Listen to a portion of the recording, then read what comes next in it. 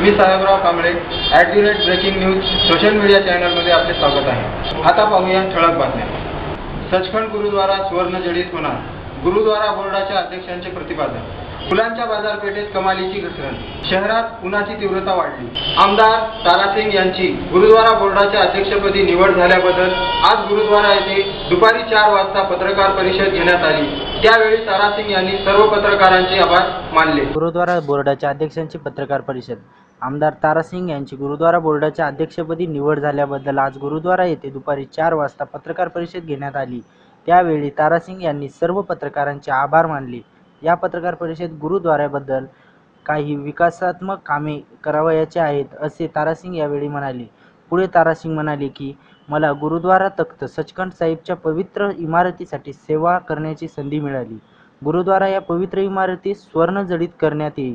गुरुद्वाराच्या सर्व जमिनीमध्ये दुकाने तयार करून ती भाडेतत्त्वावर देऊन उत्पन्न वाढवण्यात येईल। यात्रेकरूंच्या निवासासाठी आणखी निवासस्थाने बांधण्यात येतील।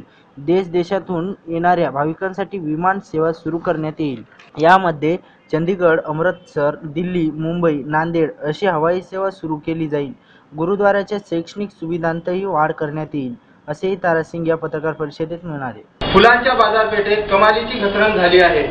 एरवी 50 ते 100 रुपये किलो विकणारी झेंडूची फुले तसेच गुलाबाची फुले चक्क 5 ते 10 रुपये किलोनी विकली जात आहेत। फुलांच्या बाजारपेठेत कमालीची घसरण झाली। एरवी 50 ते 100 रुपये किलो विकणारी झेंडूची फुले तसेच गुलाबाची फुले चक्क 5 ते 10 रुपये किलो विकली जात आहेत। फुलांची आवक वाढली असून ग्राहकांची मागणी कमी झालेली आहे। त्याचबरोबर निशिगंधा, कोलकाता झेंडू, गलांडा, मोगरा, शिर्डी गुलाब या सर्वच फुलांचे भाव हे कमी झाले आहेत।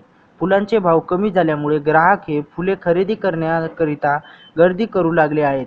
पाव किलो, अर्धा किलो फुले घेणारे ग्राहक किलोनी फुले घेऊ लागले आहेत। एकंदरीतच दुष्काळाच्या परिस्थितीमध्ये राबणाऱ्या शेतकऱ्यावर देखील फुलांनी दुष्काळाची परिस्थिती निर्माण केली आहे। गेली 2 दिवस झाली शहरात उन्हाची तीव्रता वाढताना दिसते। शहरात उन्हाची तीव्रता वाढली। गेली 2 दिवस झाली शहरात उन्हाची तीव्रता वाढताना दिसते। खरे तर पाडवा झाला की उन्हाची तीव्रता वाढत असते। उन्हामुळे रस्ते, बाजारपेठा रिकाम्या दिसतायत।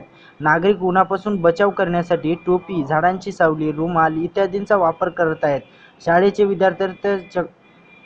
विद्यार्थी तर चक्क आपल्या वही पुस्तकांचा वापर उन्हामुळे बचाव करण्यासाठी करतायत। काही व्यापारी तर उन्हामुळे हैराण झाले आहेत। उन्हामुळे टोपी, माठ, कूलर इत्यादी वस्तूंची मागणी वाढली आहे। याबरोबरच आजचे बातमीपत्र इथे संपले। पुन्हा भेटूया। नमस्कार।